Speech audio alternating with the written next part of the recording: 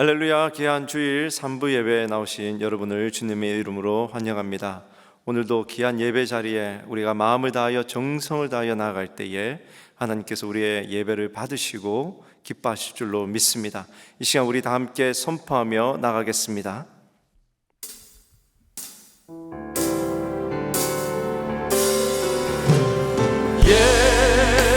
예수는 그리스도, 예수는 주, 하나님의 영으로 경배드리리. 예수는 그리스도, 예수는 그리스도, 예수는 주, 하나님의 영으로 경배드리리.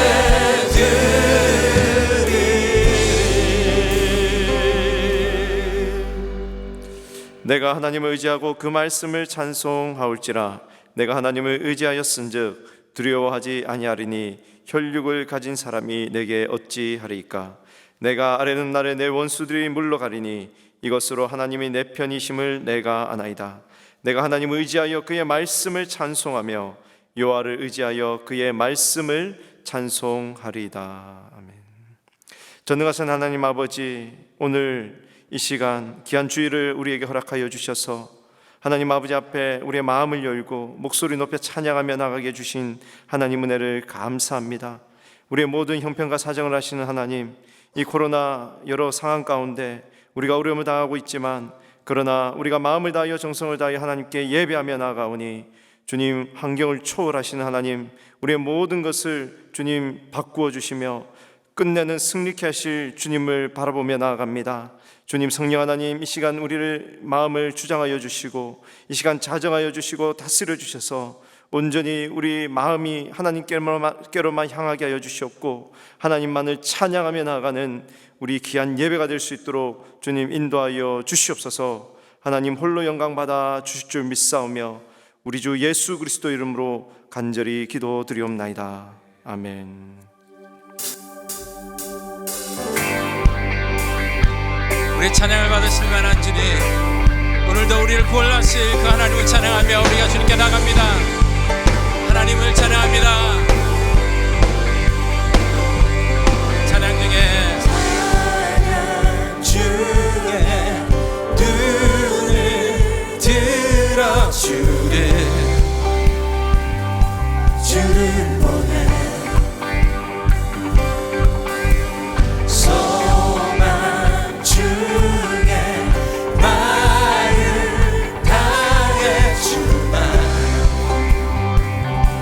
나만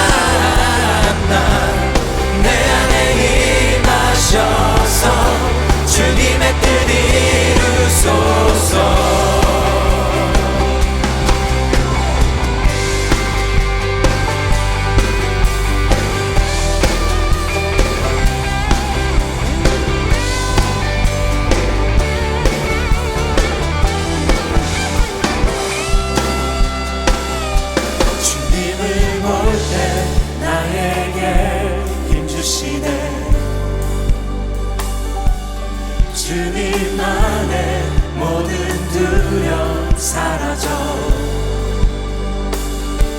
주님을 볼 때 나에게 힘 주시네 주님 안에 모든 두려움 사라져 호산나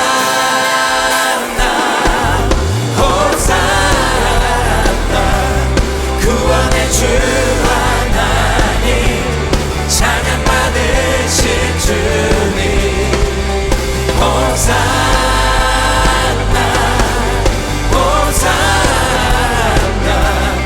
내 안에 임하셔서 주님의 뜻 이루소서 호산나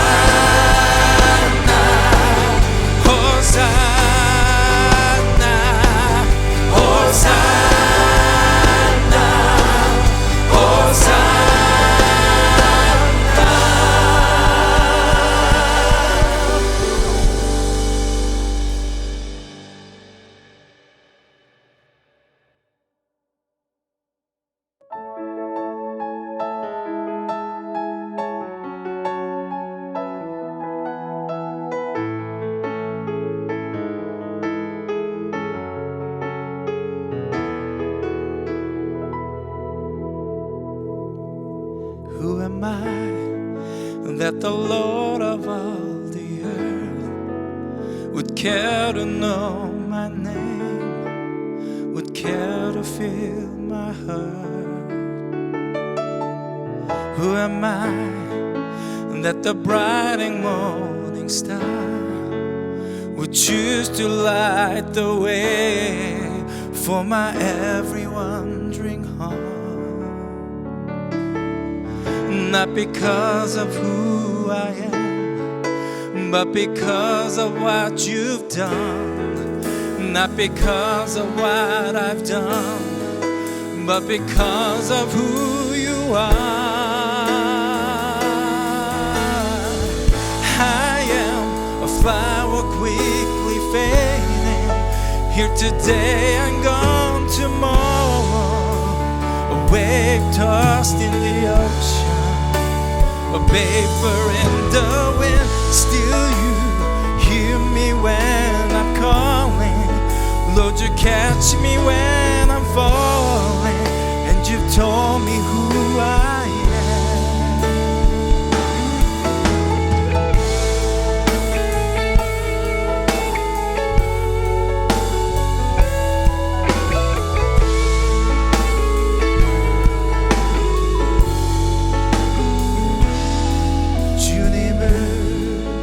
나의 죄를 보시고 사랑의 눈으로 날 일으키시네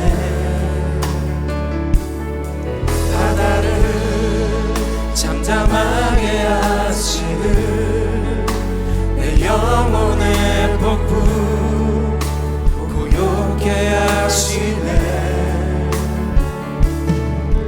나로 인함이 주가 행하신 일로 나의 행함이 아닌 오직 주로 인하여 나는 오늘 기억나지는 이름 없는 꽃과 같네 바다에 있는 파도 함께와 같지만 주는 나를 붙드시고 부르짖음 들으시며 날 귀하다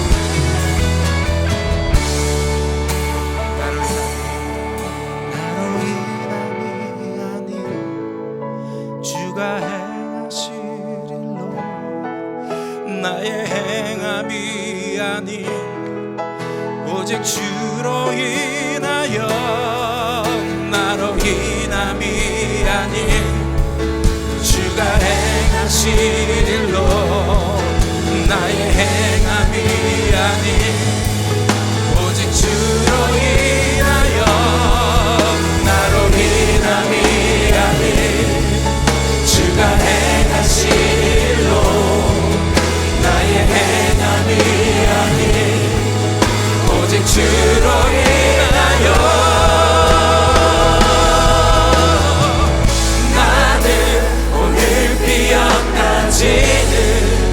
이름 없는 꽃과 같네 바다에 있는 파도 안개와 같지만 주는 나를 붙드시고 부르짖음 들으시며 알기 하시네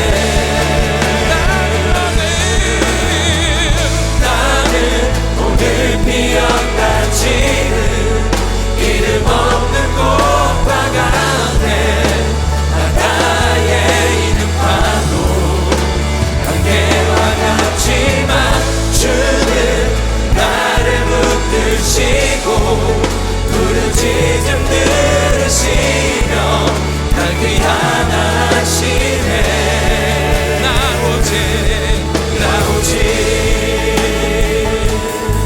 주의 것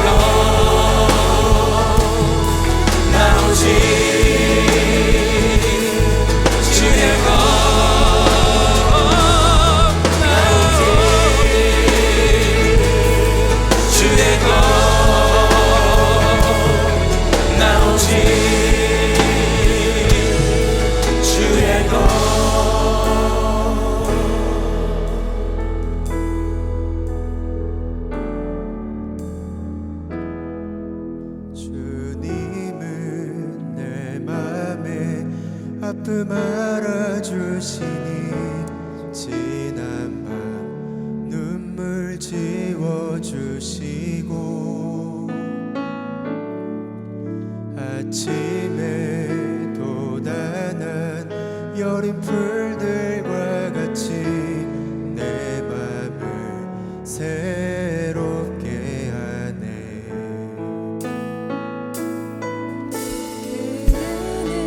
시간에 보인 주의 영광은 내 삶을 밝게 비춰주시니 온 땅과 모든 삶보다 전에 계셨던 주님 창조인 주를 찬양하네 주님은 거친 바다 위 나의 영혼 두 손으로 굳게 잡아주시네 주님께 맡긴 인생의 여정 속에 아픈 만큼 기쁨의 날 주신 주님은 거친 바다 위 나의 두 손으로 굳게 잡아주시네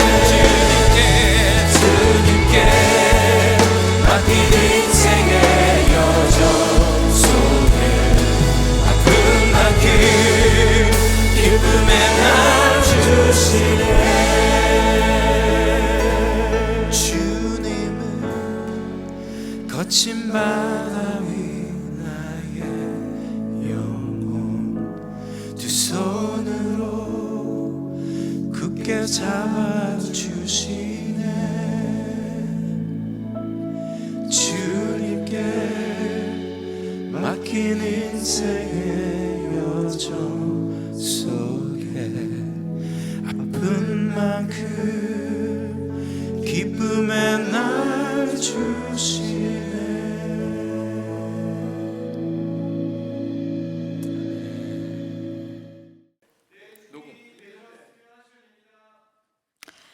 내가 노래로 하나님의 이름을 찬송하며 감사함으로 하나님을 위대하시다 하리니 이것이 소 곧 뿔과 굽이 있는 황소를 드림보다 여호와를 더욱 기쁘시게 함이 될 것이니라. 저희 평생 동안 하나님께 받은 그 사랑을 어찌 다 갚을 수 있겠습니까? 지옥에서 건지신 십자가의 사랑, 끊임없는 교만과 죄에도 불구하고 포기하지 않으시고 기다리시며 참아주시는 사랑, 사망의 골짜기를 지날 때마다 함께 가주셔서 넉넉히 이기게 하시는 사랑 앞에 이 시간 감사로 나아갑니다. 저희 평생에 그 하나님을 송축하며 감사하며 주님과 동행하기를 원합니다.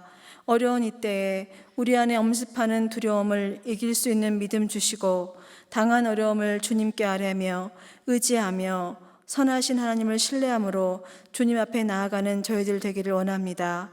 저희 예배를 기쁘게 받으시는 하나님 앞에 나왔습니다. 예배 가운데 저희 안에 있는 두려움과 불신이 떠나가고 문제보다 크신 하나님의 사랑으로 우리를 덮으셔서 우리 안에 하나님의 임재하심으로 기쁨이 회복되는 예배되게 하여 주시옵소서. 저희에게 제자훈련을 허락하셔서 말씀 앞에 서게 하시니 감사합니다. 제자훈련을 통하여 말씀이 저에게 견고히 세워지는 시간 되게 축복하여 주시옵소서. 이 시간을 통하여 하나님의 사랑과 은혜와 마음과 저희를 향하신 하나님의 뜻이 무엇인지 깨닫게 하여 주셔서 하나님만이 저희 삶이 소망되심을 고백하는 귀한 시간으로 인도하여 주시옵소서. 이세를 위하여 기도합니다. 코로나로 인해 단절된 상황에서 예배드리고 학교에 가지 못하고 있습니다. 하나님, 우리 아이들 심령을 지켜주시옵소서. 어떠한 형태의 예배를 드리든지 그 예배를 통해서 성령의 역사하심 가운데 그들 마음에 주님의 사랑이 십자가의 사랑이 새겨지게 하시고 하나님의 가치관과 하나님 나라의 비전을 심어주셔서 하나님이 사는 귀한 인생으로 축복하여 주시옵소서. 코로나로 인해 육신적, 정신적, 경제적, 관계적으로 어려움을 겪고 있는 수많은 사람들에게 하나님의 만지심과 나타나심과 치유하심이 있기를 기도합니다. 어려움 가운데서도 주님의 부르심에 묵묵히 순종하시며 사역을 감당하시는 선교사님에서 기도합니다. 주님의 보호하심으로 안전하게 지켜주시고 성령의 함께하심으로 고난 앞에서도 주님의 부르심의 소명을 붙들고 나아갈 수 있게 힘 주시옵소서. 저희 교회 담임 목사님과 섬기시는 모든 분들께 큰 은혜와 능력으로 매일매일 함께 하셔서 귀한 사역 감당하시기에 부족하지 않게 강건함으로 성령 충만함으로 축복하여 주시옵소서. 말씀을 선포하시는 박성근 담임 목사님께 성령의 권능으로 부으셔서 이 말씀을 통하여 우리의 영과 혼과 관절과 및 골수가 찔러 쪼개지는 역사가 있게 하여 주시옵소서. 예배를 드릴 수 있어서 감사합니다.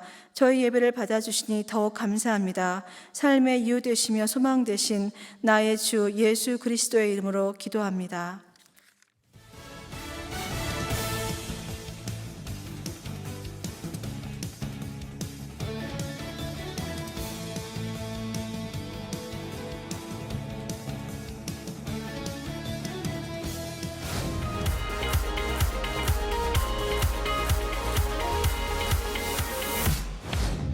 황인주 선교사님이 사역하시는 프레즈노 몽족 단기 선교가 오는 11월 21일에 있습니다.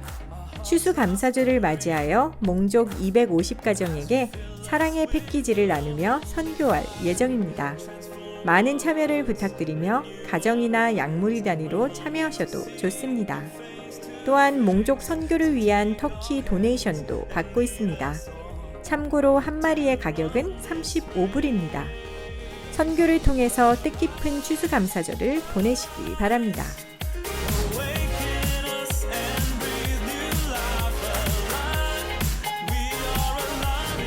지금은 영적으로 심각한 비상사태입니다. 모든 성도님들이 함께 기도함으로 대처해 나가야 합니다. 이를 위하여 매주일 오전 11시 30분 비전센터에서 교회 리더들이 함께 기도하고 있습니다. 계속해서 모든 리더들은 우선순위를 가지고 적극적으로 참여해 주시기 바랍니다. 특별히 약물이를 위한 기도가 절실한 시점에서 모든 목자들의 참여를 부탁드립니다. 기도만이 코로나의 위기 속에서 양들을 살리고 주님의 몸된 교회를 든든히 세울 수 있습니다.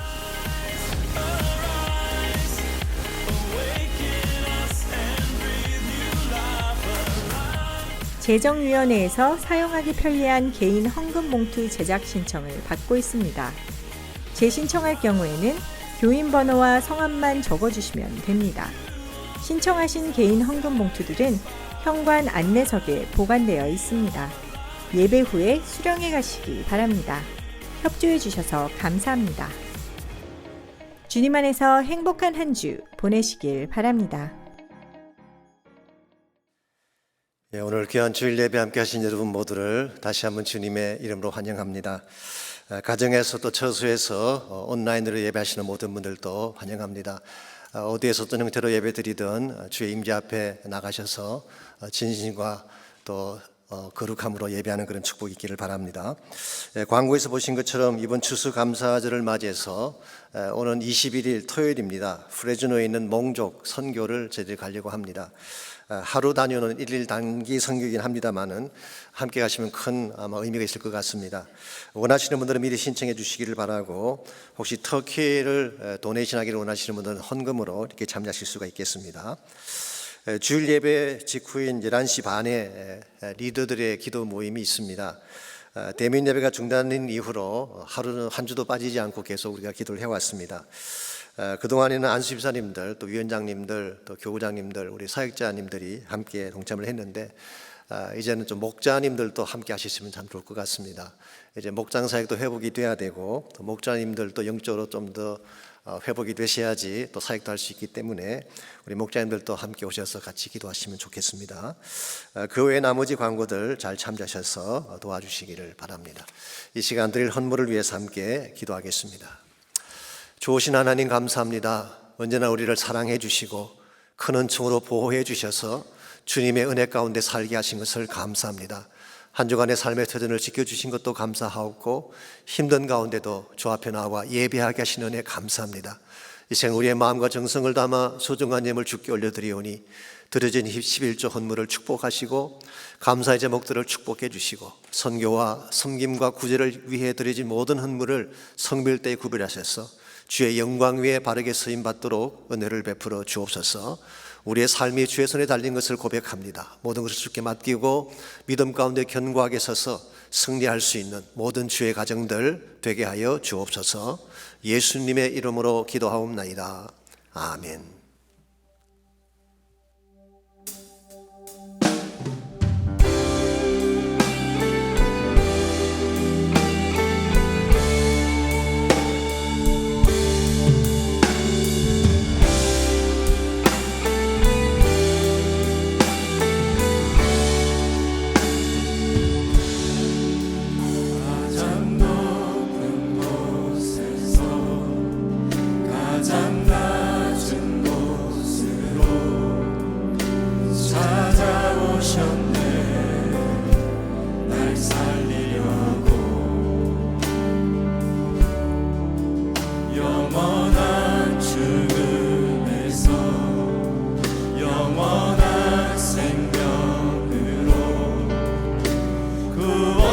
구원하셨네.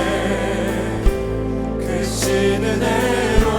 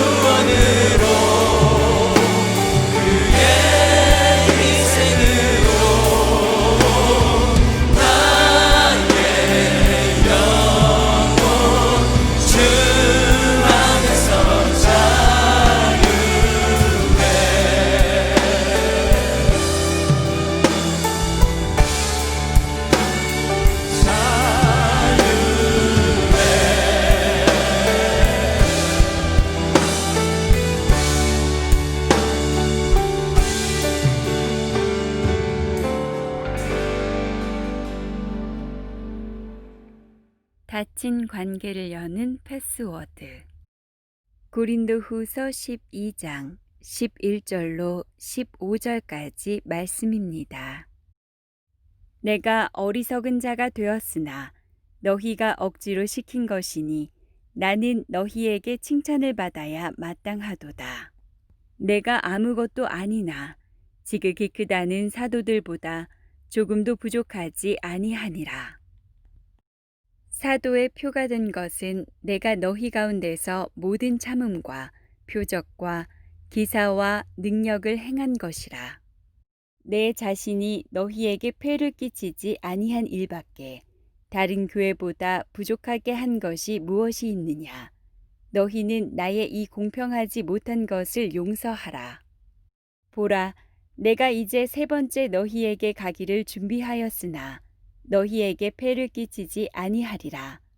내가 구하는 것은 너희의 재물이 아니요 오직 너희니라. 어린아이가 부모를 위하여 재물을 저축하는 것이 아니요 부모가 어린아이를 위하여 하느니라. 내가 너희 영혼을 위하여 크게 기뻐함으로 재물을 사용하고 또 내 자신까지도 내어주리니 너희를 더욱 사랑할수록 나는 사랑을 덜 받겠느냐. 아멘. 컴퓨터 시스템이나 통신망에 로그인하려면은 패스워드라고 하는 것이 필요합니다. 패스워드는 일종의 비밀번호 혹은 암호화 같은 것이죠. 이것이 있어야 시스템의 잠금 장치를 풀고 그 시스템 안으로 액세스할 수가 있습니다. 그래서 대부분의 경우는 이 패스워드를 다른 사람들이 도용하지 못하도록 어렵게 만듭니다. 숫자와 문자를 콤비네이션 한다든가 소문자, 대문자를 섞어서 쉽게 풀지 못하도록 그렇게 만들죠. 제가 어떤 자료를 봤더니 수년째 최악의 패스워드로 선정된 것이 1, 2, 3, 4, 5, 6이었다고 합니다. 너무 쉽잖아요.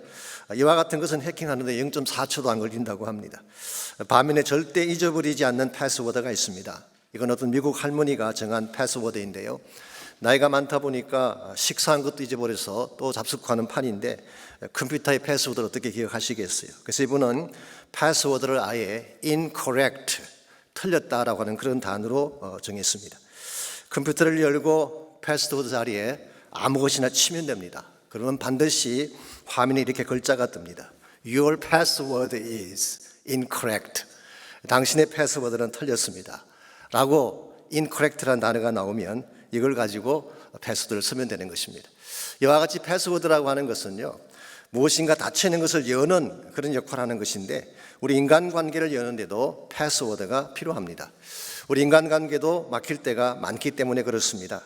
사실 인생에서 가장 중요한 것이 관계성 아니겠습니까? 삶이라고 하는 것은 관계성의 집합인데 인생의 모든 것이 관계로 엮여져 있습니다. 가정도, 직장도, 학교도, 사회도, 심지어 교회 생활도 관계성을 떠나서는 존재할 수가 없습니다. 그런데 이 관계성에 문제가 생길 때가 있죠. 이 관계성이 깨어지고 막히고 문제가 생겼을 때 이때에 그것을 풀어낼 수 있는 패스워드가 있어야지 문제를 바르게 봉합하고 해결할 수가 있는 것입니다. 그런데 갈등이 생기고 어려움이 생겼는데 바른 패스워드를 찾지 못한다면 당황해하게 되고 갈등하는 중에 깨어지기도 하는 것입니다. 옛날에 저희 교회에서 언약의 결혼이라는 제자 훈련을 했습니다. 그때 그 훈련 교재에 보면 이런 이야기가 나옵니다. 어떤 젊은 부부가 함께 살다 보니까 부딪히는 일이 많았습니다. 그래서 서로 약속을 했습니다. 남편이 화가 나는 일이 있을 때는 모자를 거꾸로 쓰기로 하고 부인이 화가 났을 때는 앞치마를 돌려 입기로 했습니다. 그래서 남편이 모자를 거꾸로 쓰고 들어오는 날에는 부인이 알아차립니다. 지금 화가 몹시 났구나 알아차리고 잘 해주는 것입니다. 웬만하면 잔소리하지 않고 바가지 긁지 않고 참아주는 것입니다. 반대로 부인의 앞치마가 돌려 입혀져 있는 날은 절대로 남편이 거슬리는 일을 안 합니다. 연습곡을 뭘 보든 간섭하지 않고 안 시켜도 부엌에 들어가서 설거지하고 청소를 하는 것입니다. 이와 같이 신호를 정해놓았더니 서로 부딪히지 않고 비교적 잘 지낼 수가 있었습니다. 그런데 어느 날 남편이 바깥에서 몹시 화가 나는 일이 있어서 모자를 거꾸로 쓰고 집에 들어왔습니다. 근데 집안에는 부인을 보니까 부인의 앞치마가 돌려져 있습니다. 자, 이때는 어떻게 해야 될까요? 한바탕 붙어야 될까요? 아니면 집을 뛰쳐나와야 될까요? 이와 같은 때에 이 관계를 풀어낼 수 있는 패스워드를 갖지 못하게 되면 결국 상처를 주기도 하고 상처를 받기도 하는 것입니다. 이러면서 우리 인생에서 피할 수 없는 관계성의 문제, 이 문제가 생겼을 때 이것을 바르게 해결하려면 그것을 풀어낼 수 있는 패스워드가 필요한데, 과연 우리 인생을 축복되게 만들 수 있는 패스워드, 모든 깨어진 관계성을 회복해서 아름답게 만들 수 있는 패스워드는 과연 어떤 것일까요? 오늘 주신 본문에 보시게 되면 이 고린도 교회와 닫힌 관계를 풀기 위해서 정말 애쓰고 있는 사도 바울의 모습이 오늘 본문에 잘 기록이 되어 있습니다. 먼저 11절 말씀 보시기 바랍니다. 내가 어리석은 자가 되었으나 너희가 억지로 시킨 것이니 나는 너희에게 칭찬을 받아야 마땅하도다. 내가 아무것도 아니나 지극히 크다는 사도들보다 조금도 부족하지 아니하리라. 여기서 어리석은 자라는 표현은 바울 자신이 스스로 자신을 자랑한 것을 말하는 것이죠. 지난번에 설명드린 것처럼 바울은 자신을 늘어놓는 것, 자기 취향에 맞지도 않고 또 하고 싶지도 않은 일이었습니다. 그럼에도 불구하고 부덕불 자랑했던 것은 자신의 사도직과 자신이 전한 복음을 디펜드하기 위한 것이었습니다. 그런데 오늘 본문에서 바울은 이것을 너희가 억지로 시킨 것이다 그렇게 밝히고 있어. You compelled me. 나를 강제적으로 이렇게 시켰다 그렇게 말씀하고 있습니다. 이게 무슨 뜻일까요? 이것은 사실 이런 의미를 갖고 있습니다. 내가 지금 변명하고 자랑할 수밖에 없는 책임이 너희들에게도 있다, 그런 의미를 담고 있습니다. 제가 좀 더 설명을 드리자면요, 이 바울과 고린도 교회의 관계에는 분명히 문제가 있었습니다. 오해가 있고 배척하는 것이 있고 마음이 통하지 않는 이 관계성의 장벽이 있었습니다. 그렇다면 왜 이런 문제가 생겼을까요? 1차적으로는 바울의 대적자들 때문이었습니다. 그들은 바울의 사도직을 부정하고 바울을 돈이나 밝히는 사람으로 매도하며 가진 비방과 모함으로 그를 대적했습니다. 더구나 바울이 전한 복음을 왜곡해서 가짜 복음을 퍼뜨리지 않았습니까? 이것이 고린도 교회에 문제가 일어나게 된 계기이고 바울과 그들의 관계가 막히게 된 1차적인 원인이라고 할 수가 있습니다. 그러나 그것 때문만일까요? 그렇지 않다는 것입니다. 고린도 성도들에게도 일말의 책임이 있었습니다. 왜냐하면 대적자들이 바깥에서 교회에 들어와서 무고하게 바울을 공격하고 모함하는데도 그들은 침묵하고 있었어요. 심지어 복음에 손상이 가고 있음에도 불구하고 그들은 구경꾼처럼 방관을 했습니다. 심지어 그들 중에 일부는 동조하며 바울에게 등을 돌리기까지 했습니다. 그래서 사도 바울은 오늘 여기에 문제가 생기고 관계성에 크랙이 난 것은 너희들에게도 일말의 책임이 있다, 이 사실을 밝힌 것입니다. 한마디로 정리하면 이런 뜻입니다. 고린도 교회 성도들 모자라는 사람들이었어요. 무엇이 바른지를 분별하지 못하고 어리석게 끌려다니는 그런 사람들, 확인해 보지도 않고 대적자들의 말만 듣고 바울을 오해하고 거짓에 동조하고 심지어 배척까지 했던 무심한 사람들이었습니다. 솔직히 바울 입장에서 생각해 보면 섭섭할 수도 있는 그런 사람들이죠. 그럼에도 불구하고 바울은 어떻게 해서든지 닫혀진 그들의 관계를 다시 풀고자 애를 쓰고 있습니다.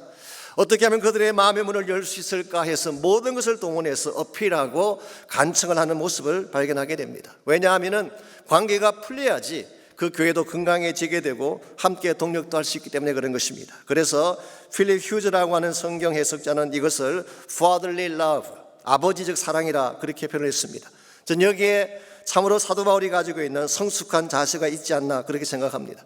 상대가 문을 닫았다고 해서 본인도 문을 닫는 것이 아니라 상대는 문을 닫았지만 어떻게 해서든지 다시 문을 열고 관계를 회복하려는 그 모습 가운데에 건강한 크리스찬의 모습을 발견할 수가 있습니다.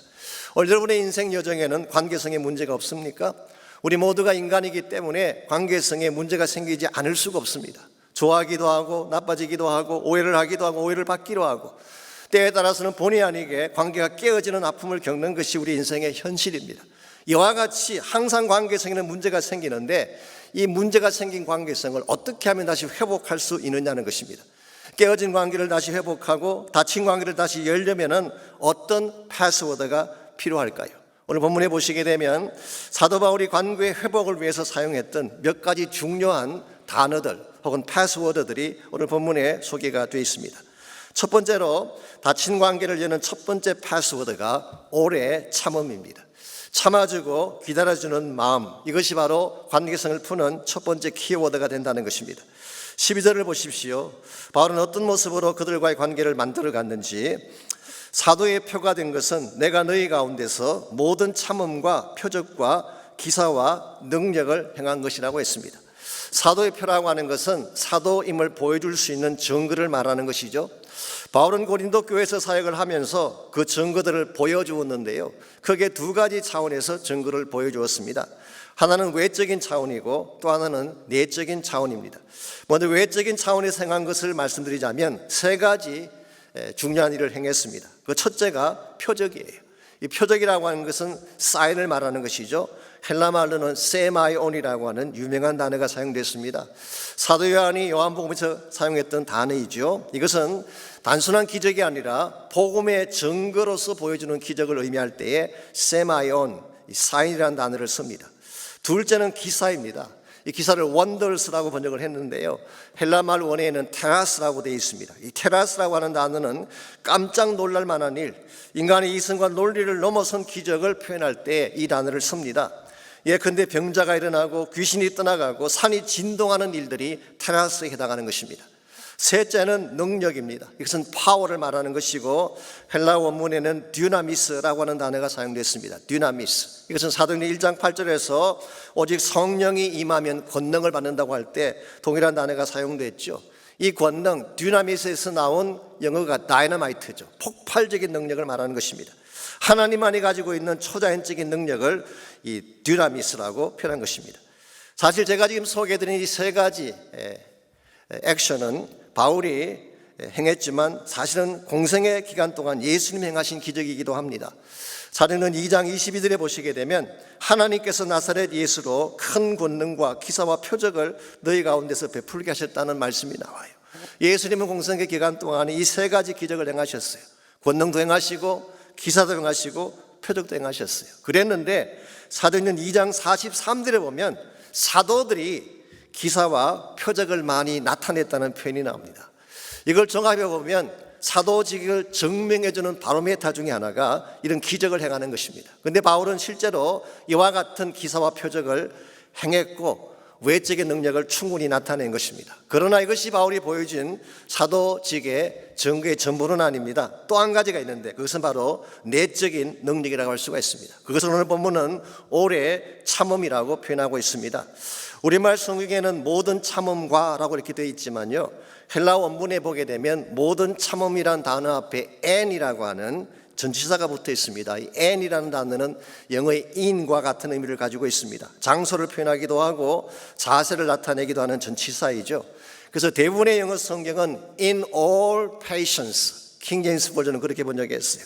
혹은 in all perseverance, 모든 것을 참고 견디는, 즉 인내심을 가지고 오래 참음으로 견디는 가운데에 기적도 행하고 표적도 행하고 능력도 행했다, 그런 뜻입니다. 이걸 보게 되면 바울은 단순히 외적인 능력만 가지고 사역한 것이 아니라 외적인 능력 플러스 내면에 있는 오래 참음의 내적인 자질을 가지고 그들을 사역한 것입니다.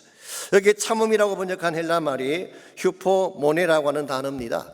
휴포라고 하는 것은 밑에서 아래에서 그런 뜻이죠. under 그런 의미를 담고 있습니다.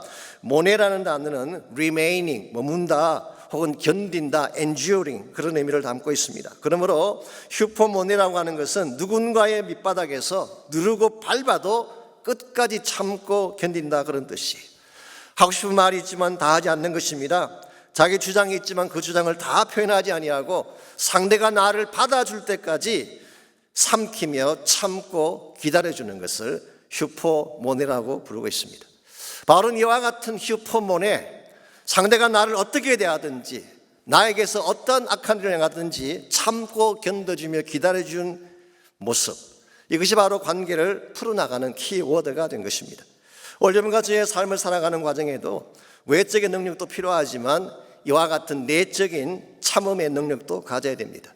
이 능력은 내가 만들 수 있다기보다는 성령께서 임하실 때에 성령이 나의 마음 심령 속에 부어주시는 하나님의 선물이고 혹은 성령의 열매라고 부를 수가 있습니다. 우리에게 이와 같은 오래 참음의 능력이 있게 되면요, 상대가 좀 모자라고 부족해도 견딜 수가 있고 궁극적으로 좋은 관계 열매를 맺게 되는 것입니다. 아브라함 링컨에게 이런 일화가 있습니다.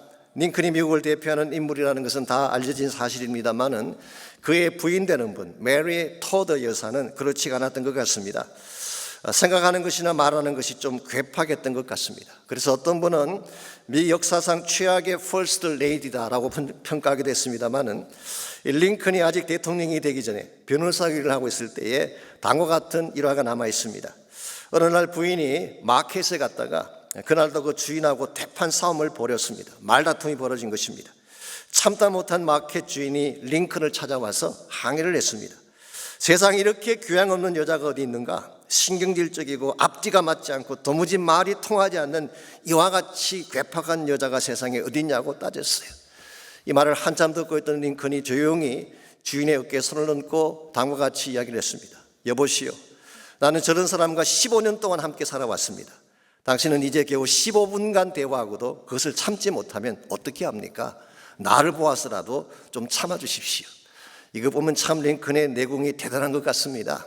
아무리 부인이 공격을 하고 성가시게 굴어도 참은 것입니다. 아마도 이와 같은 오래 참음의 자질이 나중에 혼돈 속에 있던 미국을 바로잡고 노예 해방이라고 하는 위대한 역사를 이루지 않았는가 생각을 합니다. 솔직히 여러분과 저에게는 참지 못하는 본성이 있습니다.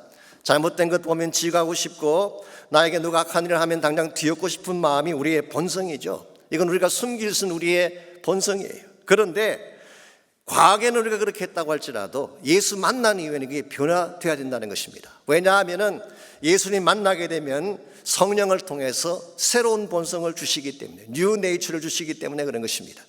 여러분, 성경을 다시 한번 보십시오. 예수님께서 어떻게 우리를 다루셨는지. 예수님께서 제자를 택하실 때에 잘 준비된 사람을 택한 것이 아닙니다. 야생마처럼 마음껏 뛰어다니던 철부지 같은 사람들을 제자로 택했어요. 베드로, 야고보, 요한, 빌립, 소위 말하는 초창기 제자들 모두가 갈릴리 호숫가에서 고기잡이 하던 아주 탑한 그런 사람들이었습니다.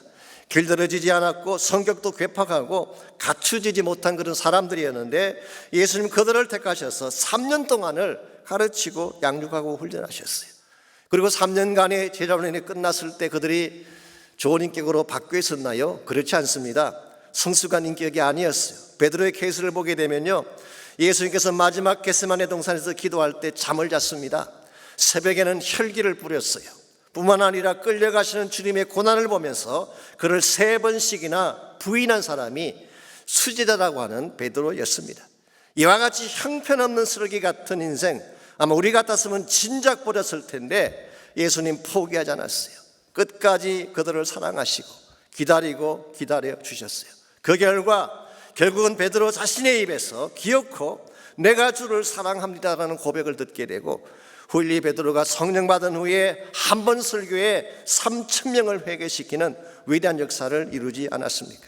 여러분, 이것이 오늘 하나님이 우리를 다루시는 방법이에요. 우리가 어떻게 해서 여기까지 오게 됐습니까? 우리가 잘났기 때문일까요? 아닙니다. 참고 기다려주신 하나님의 은혜 때문에 여기까지 온 것입니다. 만일 우리가 하나님의 기다리심 때문에 여기까지 오게 된 것이 사실이라면 우리도 오래 참음을 행할 수 있어야 된다, 그런 뜻이에요. 우리 가정이 행복한 가정으로 변화되어지고 아름다운 가정으로 바뀌어지기를 원한다면 오래 참음을 실천해야 돼요. 아직 철들지 않는 자녀 참고 기다려 주시기 바랍니다. 상처를 주고 뒤돌아 앉은 아내나 남편이 혹시 있다면 참고 기다려 주시기 바랍니다. 기도하며 기다리면 언젠가는 빛난 모습으로 돌아올 것이기 때문에, 이런 면에서 깨어진 관계를 해결하는 첫 번째 키워드, 패스워드가 바로 오래 참음이라는 단어입니다. 두 번째로 관계를 여는 두 번째 패스워드는 오직 당신이라는 단어, 오직 당신. 우리 관심의 모든 것이 그 사람 자체에 맞춰져 있을 때에 우리 관계성이 아름답게 만들어지는 것입니다. 그럼에도 불구하고 우리는 사람 그 자체가 아닌 그 사람이 가지고 있는 어떤 것에 관심을 쏟을 때가 참 많죠. 그래서 관계가 부실해지고 심지어는 깨어지기까지 하는 것입니다. 그러나 14절 말씀 보시기 바랍니다. 사도 바울의 최대 관심사가 무엇인지가 14절에 잘 나와 있습니다. 보라, 내가 이제 3번째 너에게 가기를 준비하였으나 너희에게 폐를 끼치지 아니하리라. 내가 구하는 것은 너희의 재물이 아니요 오직 너희니라. 어린아이가 부모를 위하여 재물을 저축하는 것이 아니요 부모가 어린아이를 위하여 하느니라 그랬어요. 여기에 3번째 너희에게 가기를 준비한다는 말이 나오는데요, 제가 고린도 전서를 강의할 때 시작 부분에서 한번 말씀드린 적이 있습니다. 바울과 고린도 교회의 관계가 3번의 방문과 4번의 편지를 통해 형성되었다, 그런 말씀을 드렸죠. 이 첫 번째 방문은 사도행전 18장에 기록된 것처럼 고린도 교회를 개척할 때 방문한 것입니다. 18개월을 머물면서 사역을 했던 것, 이게 첫 번째 방문이죠. 두 번째 방문은 지난번에 다루었던 아픔의 방문, painful visit을 말하는 것입니다. 대적자들에 의해서 면전에서 쫓겨난 그 방문을 의미합니다. 그리고 세 번째 방문, 이것은 사도 바울이 예루살렘으로 올라가기 직전에 고린도를 방문한 사실을 말하는 것입니다. 사도행전 20장 3절에 보시면 바울이 헬라에서 석 달 동안 머무른 후에 예루살렘으로 올라갔다는 기록이 나옵니다. 거기에 나오는 헬라라는 지역은 대다수의 성서학자가 다 동의합니다만은 고린도를 지칭하는 것입니다. 바울은 여기에서 AD 56년에서 57년 겨울 3개월을 머물면서 그는 예루살렘 사역을 준비했습니다. 그때 기록한 유명한 책이 한 권이 있죠. 그 책이 뭘까요? 로마서라는 책을 그때 서술하게 된 것입니다. 이것이 오늘 본문이 말씀하고 있는 세 번째 방문인데요, 바울은 이 세 번째 방문을 할 때에는 너희에게 폐를 끼치지 않겠다, 그렇게 말씀하고 있습니다. 이 말의 뜻이 뭘까요? 바로 앞절인 13절에도 보게 되면 너희에게 폐를 끼치지 않았다는 표현이 나오죠. 이게 무슨 뜻일까요? 이것은 바로 고린도 교회 성도들로부터 사례를 받지 아니하고 자비량으로 사역한다는 의미를 뜻하는 것입니다. 18개월 동안 그는 사역하는 가운데에 사례를 받지 않고 텐트 메이커로 일을 하면서 목회를 했습니다. 그랬는데 이번에 세 번째 방문할 때도 너희들에게 재정적인 부담을 주지 않겠다, 그런 뜻입니다. 자, 그렇다면 왜 바울이 이와 같이 재정적인 부담을 주지 않으려고 했을까요? 여러 가지 이유가 있습니다. 개척 당시에는 교회가 재정적으로 약했기 때문에 고린도 성도들에게 재정 부담 주지 않기를 원했던 것 같고요. 나중에는 대적자들이 자꾸 공격하면서 모함을 하기 때문에 그것을 피하기 위해서 재정적인 부담을 안기지 않으려고 했습니다. 그랬는데 오늘 본문에서 바울은 자신이 재정적 부담을 주지 않으려고 하는 진짜 이유를 다음과 같이 밝히고 있습니다. 내가 구하는 것은 너희의 재물이 아니요 오직 너희이기 때문이다. 나 너희들이 가진 재산에 관심이 없어. 너희들이 얼마나 많은 돈을 가졌는지 I don't care. 내가 진짜로 케어하는 것은 한 가지인데 바로 너희들이다. 내가 복음 전했던 너희들, 구원받고 하나님의 자녀가 된 너희들, 장차 천국 가서 함께 영혼을 보낼 너희들이 내 인생의 최대 가치요 최대 관심사라, 그런 표현을 한 것입니다. 저녁에 바울이 가지고 있는 아름다운 가치관을 발견할 수가 있습니다. 바울은 어떤 제도나 어떤 시스템이나 심지어 어떤 업적을 자랑하기보다 한 영혼을 소중히 여기는 마음을 갖고 있었어요. 이와 같은 마음이 있을 때에 관계성이 아름답게 만들어지는 것입니다. 여러분 인생을 살아가면서 어떤 재물이나 집이나 그들이 가지고 있는 배경을 따라가는 것이 아니라 그 사람 자체를 사랑하고 당신이면 충분해요, 오직 당신입니다, 이와 같은 마음으로 관계를 맺게 되면 관계는 아름답게 맺혀질 수밖에 없습니다. 오늘날 사실 이 시대를 보게 되면요, 이 시대 사람들은 그 사람 자체보다도 그 사람이 가진 것에 더 관심을 많이 가져요. 집이랄지 재력이랄지 배경이랄지 학벌이랄지 이런 걸 보고 사람을 택하기도 하고 평가하기도 하지 않습니까? 젊은 사람들이 결혼 대상자를 선택할 때 보통 어떻게 하나요?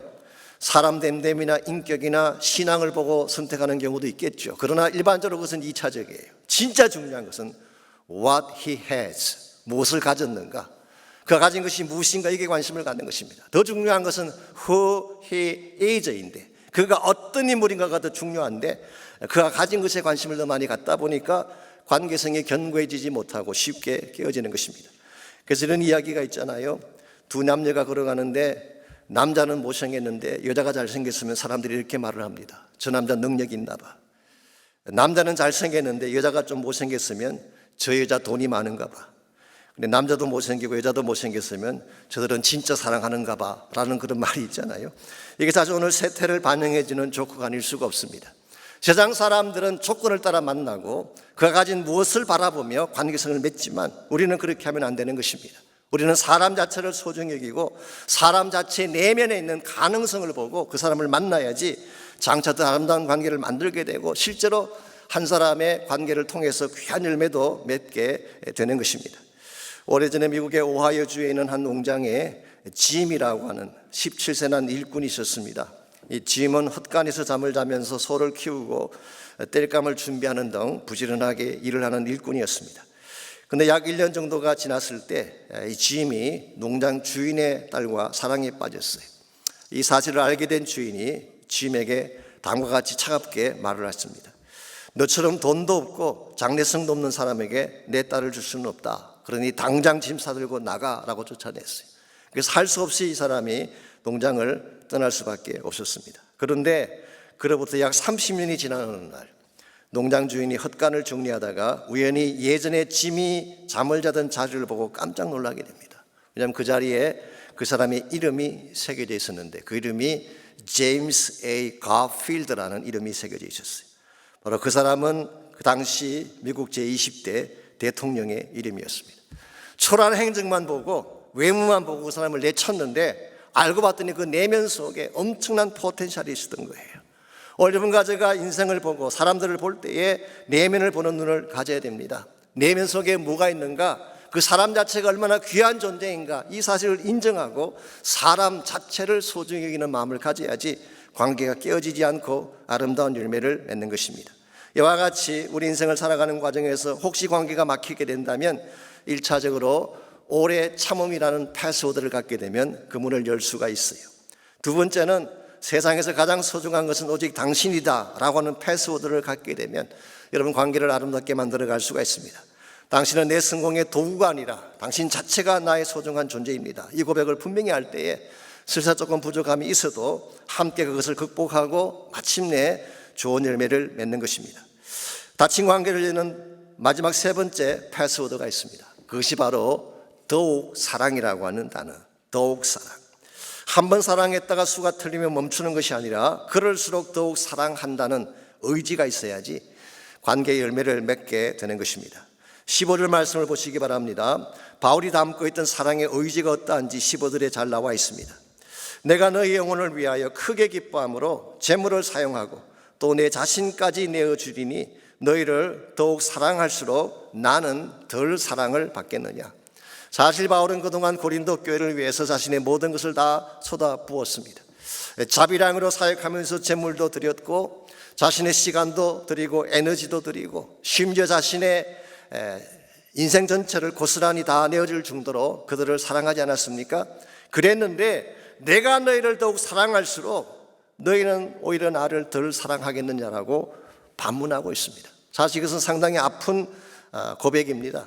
자신의 사랑을 몰라주고 오히려 배척한 그들의 모습을 표현한 것이기 때문에 그렇습니다. 그러나 여러분 이 말씀을 자세히 들여다보게 되면요, 이 말 속에 담겨져 있는 바울의 진심은 그런 뜻이 아닙니다. 사실은 이런 뜻이에요. 나는 사랑했지만 너희들은 나를 멸시했다. You despised me. 나의 모든 것을 다 바쳐 너희들에게 다가갔지만 You rejected my love. 너희들은 나의 사랑을 거부했다. But even so, 그럴지라도 I love you more and more every day. 그러할지라도 나는 너희들을 매일매일 더 사랑하고 사랑하리라. 여기에 강력한 사랑의 의지가 담겨져 있습니다. 이와 같은 사랑의 의지가 있을 때에 아무리 위험한 관계, 깨어지는 관계라도 다시 그것을 회복할 수가 있고 새롭게 만들어갈 수가 있는 것입니다. 오늘 여러분과 저에게 불구하고의 사랑 필요합니다. 상대가 나를 배척할지라도 나는 다가서려는 마음, 상대가 나를 어떻게 대할지라도 그러할지라도 더욱 사랑하리라는 이 패스워드가 분명할 때에 여러분은 깨어진 관계를 회복하고 더 좋은 차원으로 나아갈 수가 있는 것입니다. 여러분 처음부터 완벽한 사랑, 성숙한 사랑이 있을까요? 저는 그런 사랑은 없다고 생각합니다. 처음에는 다 미숙한 것입니다. 다 서툰 것입니다. 그래서 서로 상처를 주기도 하고 상처를 받기도 하는 것이죠. 그런데 만일 한 번 문제가 생겼다고 거기에서 스탑하게 되면 관계는 끝나는 것입니다. 그럴지라도 더욱 사랑하리라는 마음으로 다가가게 되면 마침내 아름다운 열매를 맺는 것입니다. 사실 이것이 하나님이 여러분과 저를 사랑하신 방법이었습니다. 우리 가운데 잘났기 때문에 사랑받은 자가 있나요? 우리가 처음부터 하나님 사랑을 잘 깨닫고 그것을 액셉트 했기 때문에 사랑에 참여한 자가 있나요? I don't think so. 우리는 하나님 사랑을 거절했어요. 잘 몰랐어요. 나 사랑한다는 그 말 자체를 멸시하기까지 했습니다. 그러나 하나님께서는 이와 같은 우리의 모습에도 불구하고 스탑하지 아니하고 또 사랑하시고 또 사랑하시고 또 사랑하셔서 마침 우리의 마음의 문을 열고 들어오셔서 하나님의 자녀 삼아 주신 거예요. 이 사실을 여러분이 기억하셔야지 인간관계 문제가 생겼을 때 바른 해결책을 찾을 수가 있습니다. 호세아 3장 1절을 보게 되면 포기하지 않는 하나님의 사랑이 어떤 것인지를 다음과 같이 묘사를 하고 있습니다. 호세아 3장 1절입니다. 여호와께서 내게 이르시되 이스라엘 자손이 다른 신을 섬기고 건포도 과자를 즐길지라도 여호와가 그들을 사랑하나니 너는 또 가서 타인의 사랑을 받아 음녀가 된 그 여자를 사랑하라 하시기로 그랬어요. 여러분, 여기에 대단한 사랑의 의지가 담겨져 있습니다. 이스라엘 민족이 다른 신을 섬겼어요. 건포도 과자를 즐겨했다고 했습니다. 이게 말하는 건포도 과자는요, 아수르의 여신인 아스다롯을 숭배할 때 먹는 떡을 의미합니다. 즉 음행과 감각적인 배교를 말하는 것입니다. 영적으로 순결을 더럽힌 민족이었어요. 하나님을 배신한 민족이었어요. 다른 신과 짝하여 음행을 행하는 그 민족, 사실은 당연히 불의야 마땅할 민족인데 하나님 뭐라고 말씀하고 계신가요? 그럴지라도 여호와가 그들을 사랑하리니. 이게 얼마나 대단한 사랑의 의지입니까? 이와 같은 하나님의 사랑의 의지를 잘 반영하기 위해서 상징적인 액션으로 호세아에게 분부하신 것이 있습니다. 또 집을 뛰쳐나가 음녀가 된 그 여자, 즉 고멜을 사랑하라고 분부를 하셨어요. 여러분 잘 아시겠지만 고멜이라는 이 여인은 원래 창기였습니다. 그런데 하나님께서 이 고멜을 거룩한 선지자 호세아와 결혼을 시켰어요. 이것 자체가 사실 파격적이죠. 자, 그랬으면 이제는 한 남편의 아내로서 정숙하게 살아야 마땅한 거 아니겠습니까? 근데 이 여자가 또 나가서 음란한 일을 저지른 것입니다. 자, 그랬으면 어떻게 해야 될까요? 이제는 냉정하게 버리고 관계를 끊어야 마땅한 것 아니겠습니까? 근데 하나님 말씀하시기를 또 집을 뛰쳐나가 음녀가 된 그 여자를 사랑하라고 말씀하고 계세요. 여러분, 이게 이해가 되나요? 이해할 수 없는 사랑, 여기 하나님 사랑의 본질이 있습니다. 우리의 논리로는 이해가 안 돼요. 우리의 계산으로는 앞뒤가 맞지가 않아요.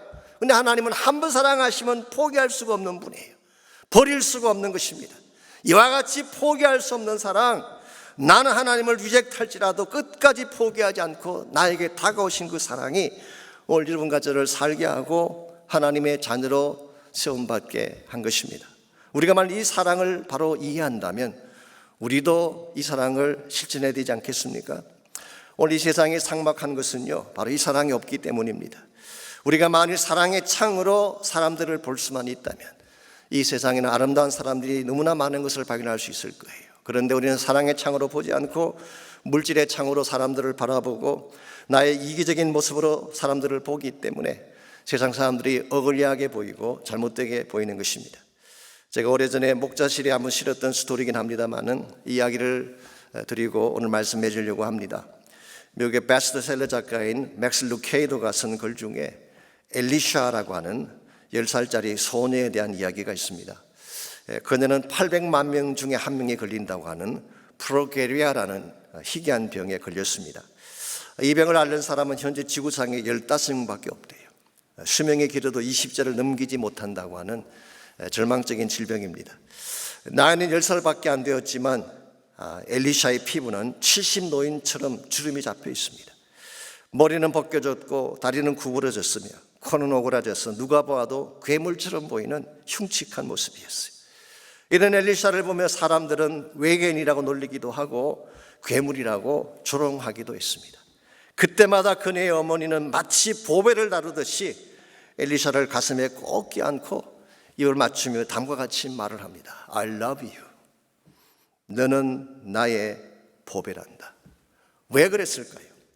다른 사람의 눈에는 괴물처럼 보이는 딸이 왜 어머니에게는 보석처럼 빛나 보였을까요? 그것은 어머니의 눈이 멀었기 때문이 아닙니다. 오히려 그 반대입니다. 사랑이라고 하는 올바른 창으로 보았기 때문에 그 아이의 참 가치를 보게 된 것입니다. 여러분 가족에게 이 사랑의 눈이 필요합니다. 사랑의 눈으로 아내를 보고 남편을 보시기 바랍니다. 사랑의 눈으로 자녀를 보고 형제를 보시기 바랍니다. 사랑의 눈으로 입은 원수되었던 나에게 아픔을 주었던 사람들을 보시기 바랍니다. 그때 그들의 아름다운 모습이 보이기 시작할 거예요. 그리고 그때 깨어졌던 어떤 관계도 다시 회복될 수가 있습니다. 이런 의미에서 사랑이라는 패스워드는 우리 모두가 가슴속에 품어야 될 가장 아름다운 언어입니다. 오늘 우리 안에 이 사랑이 있습니까? 사람이 나를 배척할지라도 더욱 다가가 사랑할 수 있는 사랑이 우리 안에 있는지요? 그러나 여러분, 우리 힘만으로 이 사랑할 수 없습니다. 성령께서 내 마음속에 하나님 사랑을 부어주셔야 돼요. 그러므로 오늘 여러분 가져가 이 아침에 하나님께 나갈 때에 성령님, 나의 차가운 가슴 속에 이 사랑을 부어달라고 기도하시기 바랍니다. 멈출 수 없는 사랑을 나에게 부어주십시오. 아버지의 눈물과 끊을 수 없는 그 사랑, 십자가에 달려 돌아가신 예수의 그 사랑을 나의 가슴속에 부어달라고 기도하시기를 바랍니다. 이 사랑이 있어야 내가 살아나고 우리 가정이 살아나고 이 사회가 다시 살아나기 때문에 우리 마음 깊은 곳에 이 사랑의 회복이 있도록 기도하는 시간이 있기를 바랍니다. 혹시 여러분 가운데 깨어진 관계로 말미암아 아파하는 분이 혹시 있나요? 그 상대가 누구이든지 이 아침에 그 이름을 가슴에 품고 기도하시기를 바랍니다. 회복을 달라고 기도하시고 사랑을 다시 회복시켜달라고 기도하시고 어떻게든 품을 수 있는 믿음을 달라고 기도하셔서 깨어진 관계가 다시 회복되어지고 가정과 우리 모든 삶의 터전이 아름답게 견고하게 세워지는 역사가 있도록 기도하시면 좋겠어요. 우리 아침에 다같이 한 목소리로 함께 헌신하며 결단하며 기도하겠습니다. 하나님, 우리를 사랑하시되 값없이 조건 없이 사랑해 주신 것을 감사합니다. 우리는 주님 사랑을 알지 못한 채 주님을 배척하기도 하고 하나님의 가슴을 떠나갈 때도 많았지만 그래도 하나님 포기하지 아니하시고 나에게 다가오셔서 나를 안아주시고 나를 품어주셔서 마침내 하나님의 자녀가 되게 하시는 은혜를 감사합니다. 이 사랑 잊지 않게 하십시오. 이 사랑이 나의 가슴을 통하여 흐르게 도와주십시오. 나에게는 사랑의 의지가 없습니다. 나에게는 사랑의 가슴도 없습니다. 성령님, 오늘 이 아침에 나의 마음속에 하나님의 사랑을 부어주셔서 나의 차가운 심령이 주의 사랑으로 가득 차게 하시고 이 사랑에 흐르고 흘러서 우리 가정을 변화시키며 이 땅을 변화시키며 이 사회를 변화시킬 수 있도록 은혜를 베풀어 주시옵소서. 우리에게 멈출 수 없는 사랑, 끊을 수 없는 사랑, 포기할 수 없는 하나님의 사랑을 보여주셔서 이 사랑 갖고 온 세상 사람들에게 복음을 나누며 주의 나라를 전파하며 나아갈 수 있는 우리 모두가 되게 하여 주시옵소서.